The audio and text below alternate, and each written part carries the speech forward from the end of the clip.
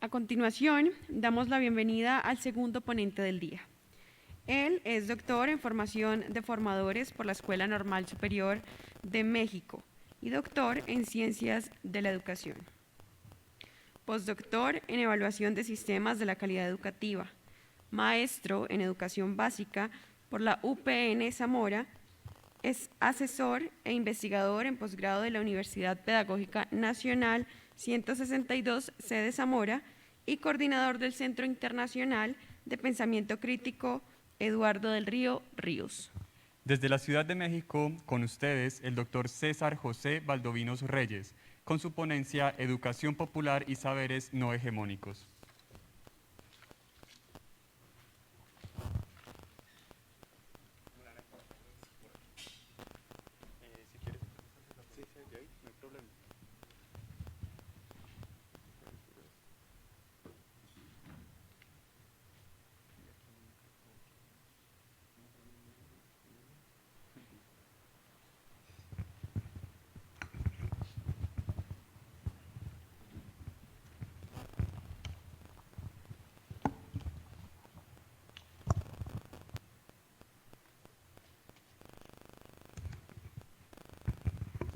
Bueno, pues buen día a todas y todos.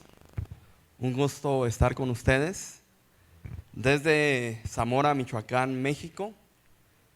Saludo, apoyo a quien organiza este evento, que para mí fue muy interesante la invitación y estamos acá para compartir conocimiento y dialogar. En ese sentido, bueno, presentamos una propuesta de educación popular y saberes no hegemónicos. Un servidor tiene la posibilidad de estar en este momento compartiendo dos espacios que para mí son muy importantes. Uno de ellos es encabezar el Centro Internacional de Pensamiento Crítico Eduardo del Río Ríos, que tenemos de manera formal una afiliación a CLACSO, al Consejo Latinoamericano de Ciencias Sociales, pero también, esto es en lo académico, pero también en lo político sindical, tengo el honor de coordinar los trabajos del Centro Sindical de Investigación e Innovación Educativa de la sección 18 de la CENTE, que es el sindicato más combativo y más grande de México y que comparte las ideas de construcción del conocimiento desde la educación popular y la pedagogía crítica. Pueden avanzar en la... Nosotros pensamos o creemos y compartimos con ustedes que en este momento la educación popular y la pedagogía crítica, como todas las tendencias educativas, alternativas, no hegemónicas y en búsqueda de la emancipación, nos encontramos en lo que se denomina el reseteo mundial. Es decir, el mundo vivió a partir de la pandemia una crisis que no solamente empezó ahí, sino que ahí se generó y rompió con el status quo de la escuela. La escuela ya no fue lo mismo. A partir de la pandemia se generó una nueva condición, una nueva esquela de escuela. En México, en el caso concreto de allá, se nos planteó una salida de la presencialidad hacia una idea híbrida de virtualización e incluso, bueno, de telecracia, que no alcanzó a resolver las problemáticas de las escuelas, mucho menos de los estudiantes. En ese sentido, bueno, el capitalismo cognitivo como una forma de neoliberalismo educativo y como la forma precisa del capitalismo en el ángulo, en la forma escolar, lo que nos realizó en México y creo que en Latinoamérica y en todo el mundo fue rápido adaptarse. Se adaptó tan rápido que puso las condiciones para que las plataformas que utilizamos en las escuelas sean las suyas.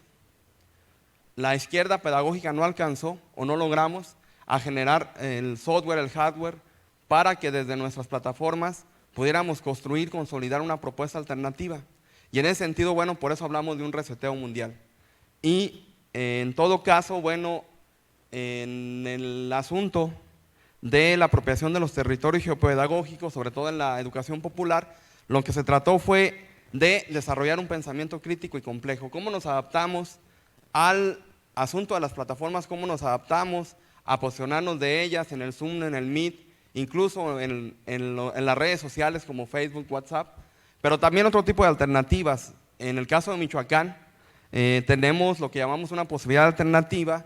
Logramos desarrollar un programa democrático de educación y cultura que ya tiene más de 20 años consolidado en la sección 18 de la CENTE, pero que logramos que no solamente fuera a través de la virtualización, sino que sea a través de la búsqueda y encuentro de los propios maestros con los estudiantes. Es obvio que a nivel latinoamericano hay un 40% de conectividad o menos en las ciudades, pero en las comunidades rurales o muy alejadas no existe la conectividad. Todos los maestros tuvieron que buscar una alternativa real, concreta, y bueno, en esto nosotros como Izquierda Pedagógica pensamos que logramos una reflexión y una praxis política desde la pedagogía crítica. Pongo EP como educación popular y PC como pedagogía crítica. Creemos que la emergencia y trayectoria de sentido de la educación popular y la pedagogía crítica como un proyecto no hegemónico y contrahegemónico en el marco de la pandemia es el resultado de la crítica y la autocrítica que se hace en los movimientos sociales. No puede ser de otra manera. En ese sentido, bueno, rescatamos la posibilidad, reconocemos que es necesario incorporar o discutir la articulación entre conocimiento y poder, incorporado ahí la educación, la formación y la investigación en el siendo, en el ser sujetos. Estos sujetos, que de alguna manera están sujetados, deben de hacerse sujetos de otros sentidos de vida y opciones de futuro. Esta crítica y autocrítica tiene que ser la reivindicación de la subjetividad política y pedagógica de los educadores, como una emoción, como una voluntad e imaginación en búsqueda de lo inacabado. Si no lo entendemos así, solamente seguimos lo que el capitalismo cognitivo nos plantea. Y en ese sentido, nosotros pensamos que vamos más allá de un proyecto no hegemónico. Tenemos que ser un proyecto contrahegemónico que rompa con ese sentido de imposición desde las miradas educativas del capital. La pandemia no se puede entender, y esta idea de la pospandemia, porque bueno, en México se supone que ya estamos girando hacia la pospandemia. En agosto iniciaremos de manera puntual la educación o el regreso al aula presencial, que yo más bien creo que va a ser una idea más híbrida. Es decir, por un lado lo presencial y por otro lado seguir utilizando las plataformas, porque bueno, ya hicieron unos intentos en la Ciudad de México la semana pasada y resulta que los intentos, con todas las condiciones de bioseguridad, se contaminaron de COVID cerca de 15 estudiantes y mejor decidieron regresar otra vez a la no presencialidad. Entonces estamos en ese espacio. Quiero decir que en México a todos los docentes ya nos vacunaron, ya recibimos la vacuna desde hace más de un mes. Todos tenemos esta condición, pero esta condición no da cuenta de poder resolver todos los problemas de la bioseguridad en las escuelas, ¿no? Y bueno, en ese sentido, creemos que la pandemia no puede entenderse sino como una forma de crisis de la política y también una crisis educativa. Esto nos permite discutir esta coyuntura de manera inédita. Tenemos dos opciones muy claras. Por un lado, seguir siendo una escuela que reproduzca de manera funcional lo que nos delega el capitalismo cognitivo, o por otro lado, ser una propuesta de educación antihegemónica, no hegemónica y contrahegemónica. En ese sentido, creemos que el capitalismo, como un principio pedagógico, quiere abordar y sustentar los problemas sociales por medio de la responsabilidad individual. Nos echa la culpa a nosotros, a los individuos, y no a los colectivos, ni no hay una manera de resolverlo. Y por eso creó en este esquema de la pandemia lo que ellos llaman los enfoques de pedagogía pandémica. Y los sujetos, en cambio, que nos posesionamos desde un horizonte emancipatorio, creemos en la construcción de otra educación. Enunciamos discursos y prácticas para revalorizar la escuela. No podemos ser más que los que le demos ese sentido de revalidar reconsolidar la propia escuela. Y en esa misma idea, el carácter contrahegemónico es recuperar sobre todo el sentido de la solidaridad y buscar los lazos sociales para proyectar una escuela que funcione como apoyo y acompañamiento a la colectividad, a ese ser colectivo desde el que siempre hemos buscado en la educación popular.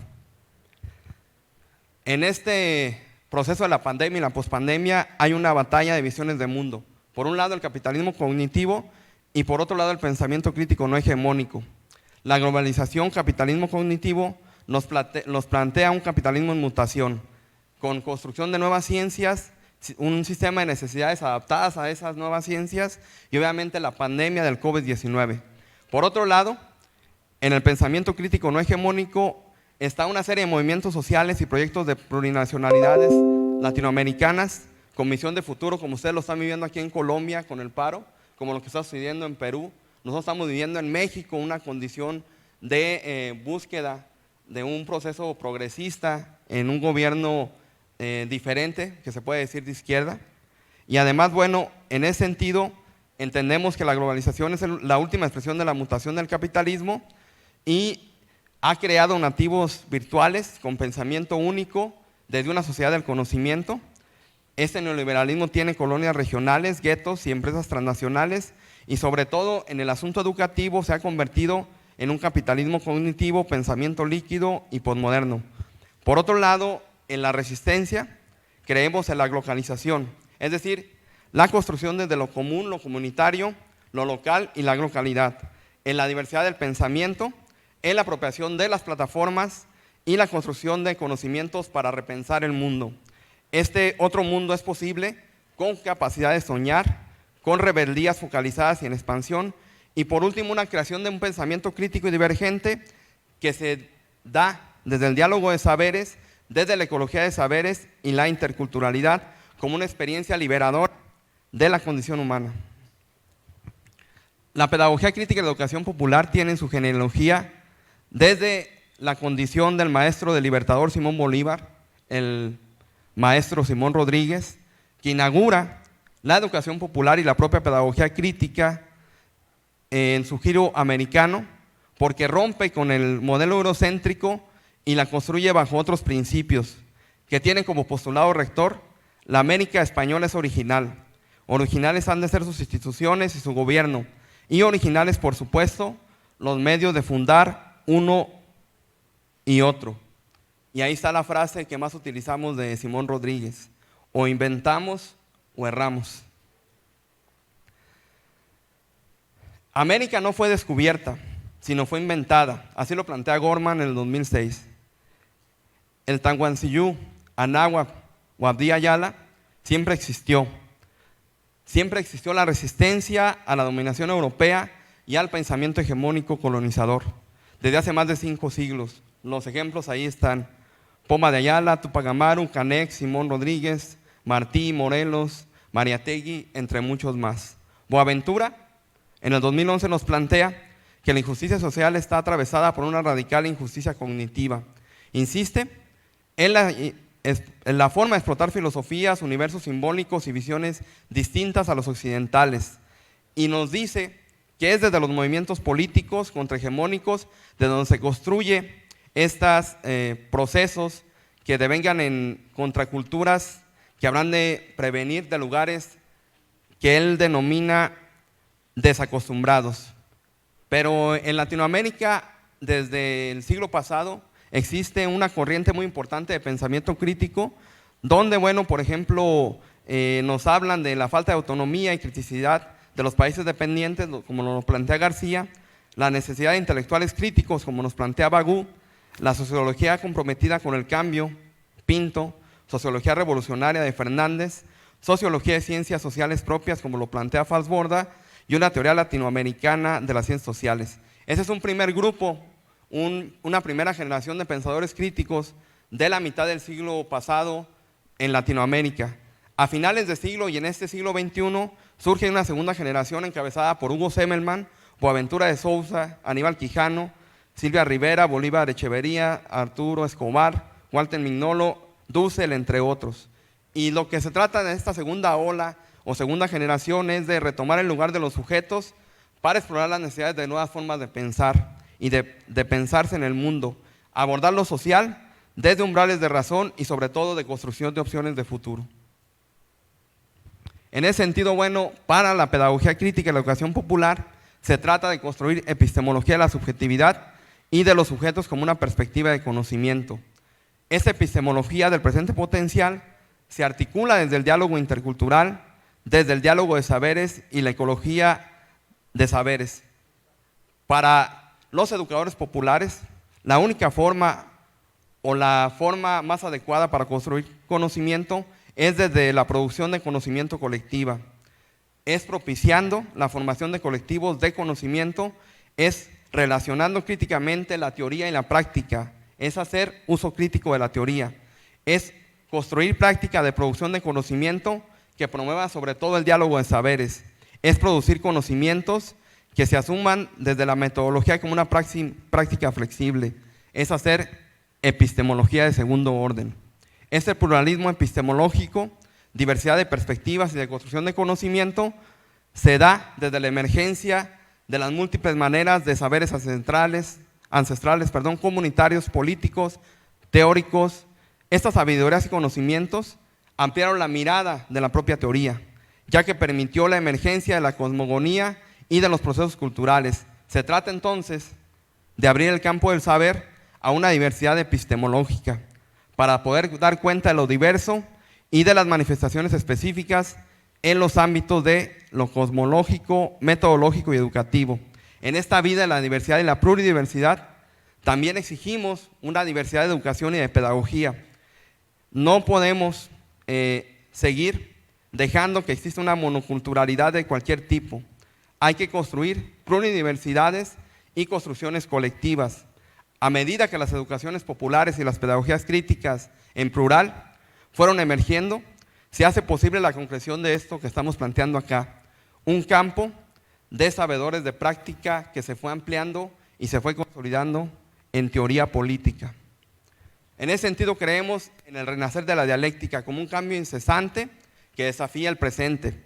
También la dialéctica es una visibilización del estudio de la profundidad de lo que se critica.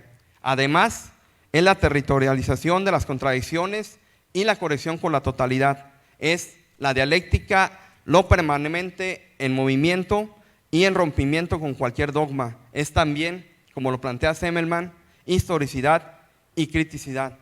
Yo aumento estas dos categorías, transdisciplina y dialéctica, como una forma de construcción de conocimiento para este siglo XXI después de la pospandemia.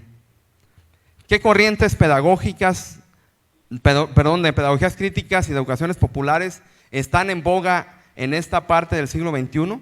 Primero, esta diversidad de corrientes o de tendencias pedagógicas muestra la riqueza de las resistencias a la lógica del capital desde lo educativo. Hay que ser muy claros, no existe una pedagogía crítica ni una educación popular de derechas ni neutra. Las pedagogías críticas y las educaciones populares en plural son de izquierda o no son pedagogías críticas ni educaciones populares. En este sentido, las tendencias que nosotros observamos después de un estudio del estado del arte de cómo se desarrolla estas propuestas educativas en Latinoamérica, tenemos como 5 grandes referentes. Primero, una narrativa oficial de la experiencia educativa soviética y el marxismo ortodoxo. Un segundo grupo, donde están las educaciones populares latinoamericanas. Un tercero, en donde sobre todo se desarrolla una crítica a la cultura capitalista. Un cuarto, de las pedagogías nuestroamericanas alternativas. Y un quinto, que emerge de manera muy potente y fuerte en varios lugares de Latinoamérica, como Argentina, propio Colombia y México, que son las pedagogías críticas feministas. Cada una con sus representantes, con sus grandes teóricos, pero sobre todo estamos emergiendo en un momento importante. Podemos ser una respuesta real, concreta, de construcción de conocimiento para esta etapa de la pandemia y de la pospandemia. Ya en lo concreto de nuestra propuesta en Michoacán, les presento los 2 espacios en los que yo me desarrollo. Por un lado está este asunto del Centro Internacional de Pensamiento Crítico, que es un espacio de investigación, formación, estudio, reflexión, comunicación editorial, obviamente de educación, pedagogía y docencia, que busca la recuperación de saberes e impulso de la investigación educativa para reivindicar al sujeto de la vida cotidiana en esta lucha constante contra los imperativos hegemónicos y las reformas neoliberales, para dar, obviamente, a la construcción del sujeto que recupere su memoria histórica como un acto imprescindible para la emancipación humana. Tenemos tres grandes líneas de trabajo. Por un lado, en la formación, la investigación y la producción de conocimiento. Por otro lado, el Centro Sindical de Investigación e Innovación Educativa de la sección 18 de la CENTE se plantea como un espacio que trata de cubrir necesidades de formación docente en función de un horizonte que nos hemos planteado desde un programa democrático de educación y cultura para Michoacán. Surge como una necesidad de levantar un diagnóstico sobre las condiciones en las que se lleva a cabo el proceso educativo en la entidad, a fin de diseñar proyectos y estrategias para la transformación educativa. Nos toca organizar foros, talleres, congresos como este, en formación alternativa, y además desarrollar una extensa línea editorial con folletos, revistas, libros y materiales audiovisuales. Bueno, ¿qué hemos hecho en la pandemia? Realizamos un encuentro nacional de escritoras, escritores, lectoras y lectores denominado Leer y Escribir para la Vida. Fue del 24 al 26 de febrero del 2021. Fue transmitido por streaming, como lo estamos haciendo este evento, donde también hubo retransmisión de varias páginas, entre ellas el Simpecer Ríos, Revista Imaginata, Memoria México, CCH, Colegio de Ciencias y Humanidades de la UNAM, el CCIE de la sección 18 de la CENTE, el MEM, Movimiento Mexicano por la Escuela Moderna y otros más. Estuvimos ahí retransmitiendo lo que denominamos la Fiesta de la Palabra, logrando un alcance de 75,000 reproducciones de las 26 salas. Tuvimos 26 salas desde niños de preescolar hasta universitarios, donde la idea era dialogar. ¿Qué estaba pasando en la pandemia? ¿Cómo la estaban viviendo? A través del texto. Ellos construyeron propuestas y ahí las presentaron en el diálogo. Y bueno, para nosotros fue muy importante porque este encuentro permitió, estuvimos conectados en un momento hasta 47,796 gentes en el evento, ahí en México y en otras partes de Latinoamérica, pero lo que nosotros pensamos es que este encuentro nos dio la posibilidad de constituir una gran comunidad de escritora-lectora que tejió lazos de palabras para formar un lienzo que nos cubre en estos tiempos de incertidumbre para que nunca más se sienta la frialdad de la soledad. Ha sido muy impresionante escuchar las voces de los niños, de los adultos, dando cuenta de esta idea de la soledad, pero también de la colectividad.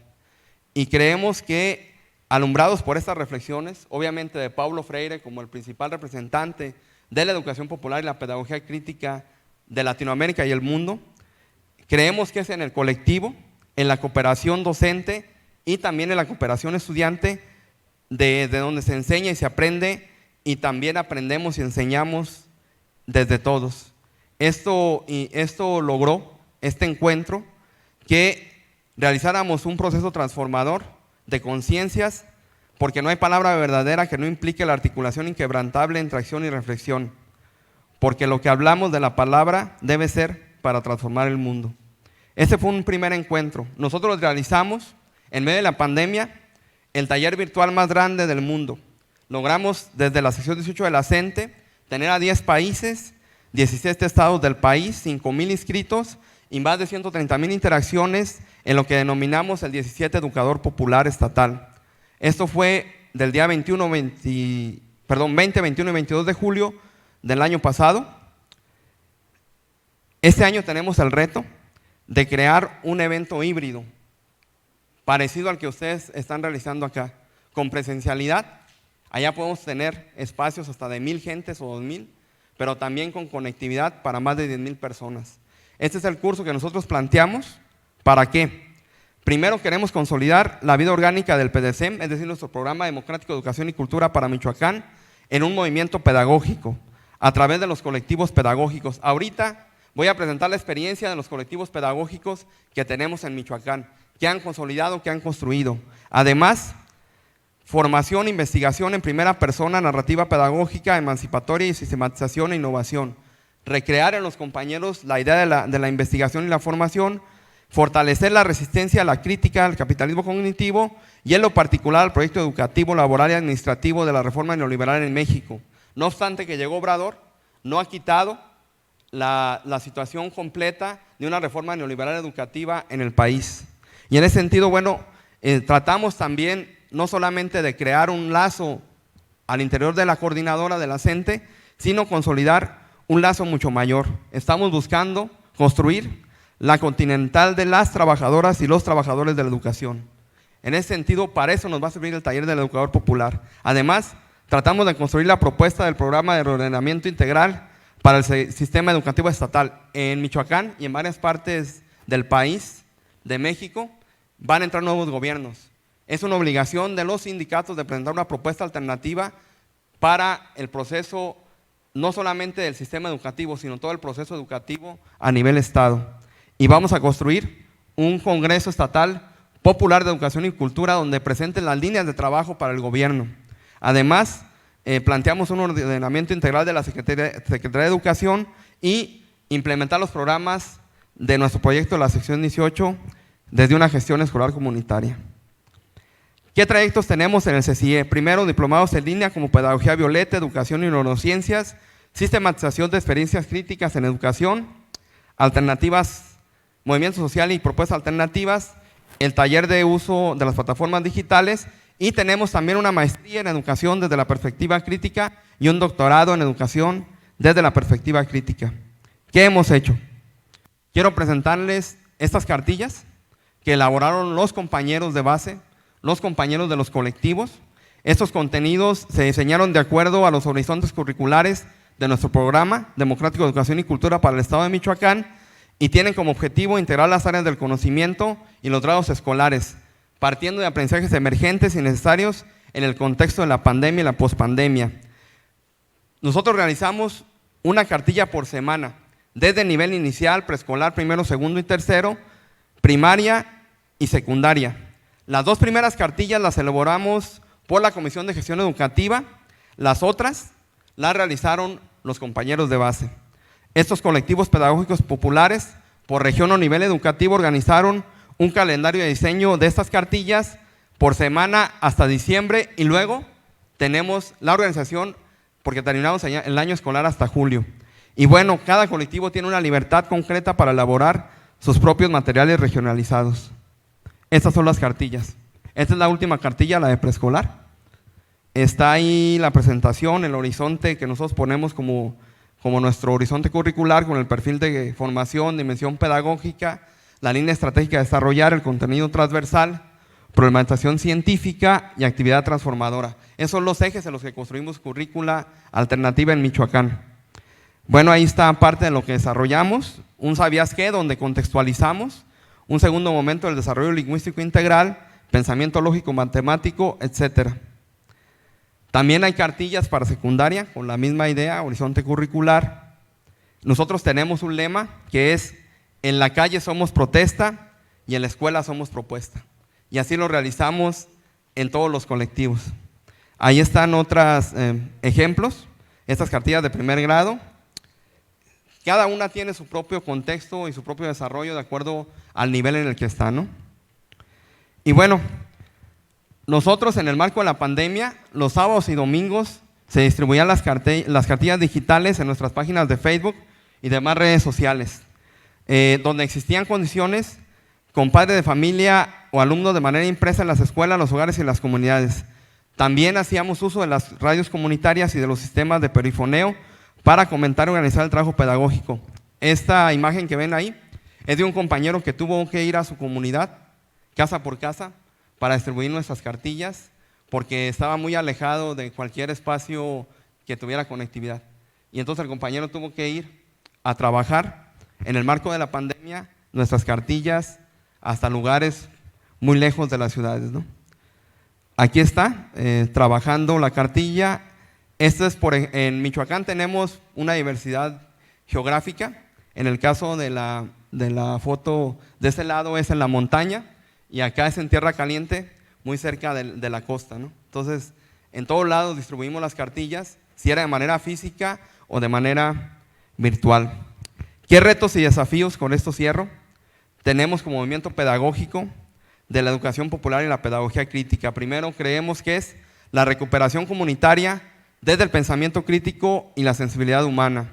Nombrar nuestras pedagogías, nuestra educación popular, comprometida con la construcción teórica de la dialéctica, articular la ciencia y la tecnología con proyectos de educación popular, con participación transdisciplinaria, recrear los modelos de investigación para el descubrimiento de la realidad social y natural, revalorizar al sujeto pedagógico como un ser único e irrepetible, portador de una cultura, una historia y una subjetividad, practicar la ternura y la revolución de nuestros sentimientos en cada acto, es decir, hacer revolución pedagógica, vincular nuestro movimiento pedagógico por la lucha por la justicia social, recuperar en estos tiempos tan golpeados nuestro cuerpo, nuestro arte y nuestro territorio.